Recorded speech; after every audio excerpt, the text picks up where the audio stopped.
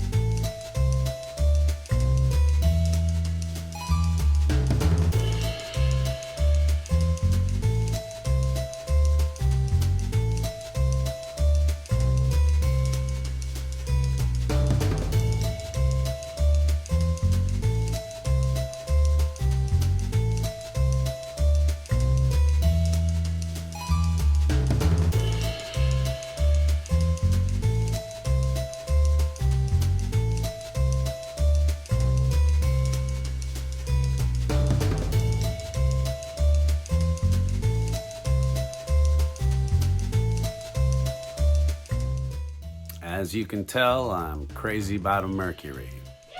I've got a bunch of those 49 coupes, both in the tail draggers with the scoop on the front and without the scoop on the hood. I just really dig those. I guess you can tell. And you know, I've got a fair collection of M2. I didn't realize until I started getting all of this stuff out and putting it out to figure out what order I was going to do it in and where I was going to do it. By the way, I tried to use some natural light to do that. I didn't use any studio lights on it per se. I did use an overhead light on some of the Batmobiles because they eat light. They're flat black and they just eat every bit of light in the frame. So anyway, that's my M2 collection, and I will continue to purchase M2 into the future. I saw a couple of pieces, a Plymouth that I'm still kicking myself for not going to get, but that day Nazar and my wife and Andre all kicked me in the ass to go buy something, and I didn't. That's what's called self-control. Speaking of self-control, I only have a couple of issues here, so I wanted to show these really quick. But this is the West Coast Avengers issues that came in the Andre box. I'm almost done cataloging all of these, and so I can get them filed now. Getting them all in order, getting the numbers together. Here's some more Galactic Storm. I have 2 of those. But getting these put together in the rest of my collection is imperative to trying to keep them and not buy more than one copy. The reason why I have more than one copy in any of what I've been showing you in the last couple of weeks from the Andre box is because they came in that way. Every once in a while, like I said, when you buy up a collector's collection, they will sometimes know somebody or think they know something. They all think they know something. They think they know that some book is going to get hot. And that's there aren't even Vegas odds set for that. There really aren't. As I have told you before, and that's it. No more comic books to show you now. So you can tell the adults to come back in the room or whatever it is that you do during story time, you weirdo. Anyway, that's what I have for you. A little bit of a whole bunch of M2 Diecast. And like I said, that's gonna be my go-to to look at anymore. I will continue to look at Matchbox. I will continue to look at Mainlines because they're right there in the aisle. Why not? But in terms of purchasing, if it doesn't have a Golf livery on it, if it doesn't say Batmobile on it, I'm not interested in Mainlines really any longer. And the reason for that is that it's turning into a young man's game. It's turning into a situation where you've got to get out there really early. You've got to raid pallets. You've got to do sometimes some things that morally you don't agree with. If you pallet raid people, if you find boxes and you open them, if you know people in stock rooms, okay, good on you. No judgment. I'm just telling you why I'm not after treasure hunts and special Zamax or any of that sort of thing anymore. If I come across it, hey, fantastic. I may even purchase some. If I find a super, I'll probably turn it over to Nazar's Hot Wheels for Ukraine. That's what I'd do with it. I don't really care about the treasure hunt system. I don't really care about any of that. It's what has led to those who are dedicated to this hobby just complaining and hating life so much. People found out during COVID, they kind of figured out that, action figures had a good turnover for a while, and I couldn't find Marvel Legends anywhere. I couldn't find any Todd McFarlane anywhere. And then they shifted over to Diecast towards the end of COVID in this country because they found out what the turnover was on a super treasure hunt, which only fueled the market and made it go further. It made it go higher and higher. And when I found my first and only super treasure hunt that I have ever found, which is the 510 Datsun, that car was going for a conservative $250 on eBay when I found it. I know that because I looked it up. I wanted to see what it was worth. And then when I sort of mentioned during a show that I would sell it to somebody for well under that price because I wasn't interested in taking every bit of meat on the bone, as they say, I was inundated with so many offers to buy it. I couldn't decide who to sell it to. And then when I said, look, this has become way out of hand, I didn't expect this many responses. Then I got a bunch of aggravation and hate through the electronic lettering, which was fun. So, giving away anything, if you're new to this game and you're just getting into YouTube, giving away anything on this platform is very difficult to do. If people figure out that you're going to give away stuff, they will sign up, subscribe, jump through hoops, and do all sorts of gnarly shit just to get some free stuff out of you. And then they'll bitch at you when it doesn't arrive, Amazon fast in their mailbox. It's a really aggravating thing that I've seen beat down some of the most dedicatedly generous people I know on this platform. So I've gotten way off on a tangent here, as I usually do. But anyway, that's kind of what I've got for you here now today. All right. Okay, pal. Okay, Chief. Okay, pal. Yeah. All right, folks. I'm going to get on to producing the next episode because not everybody likes comic books and not everybody likes die-cast cards. Weird, huh? Kind of funny when you think about it. Some of those people are into Lego. Some of them are into paddleball games. There are paddleball players out there. There are. So anyway, I'll see you tomorrow with the next line of Nerdish, or whatever it is that I produce later on today if I upload it. I don't know. Are you subscribed? If you subscribe down below and you hit that little alarm bell thing, that'll allow you to get notifications on your devices when you can come and waste more time with us. Sometimes twice in a day. I think I put up about 45 minutes worth of stuff the other day. It was 2 episodes, but you got a day episode and a night episode. It's kind of like they used to rerun MASH. What do you mean rerun? It was a rerun.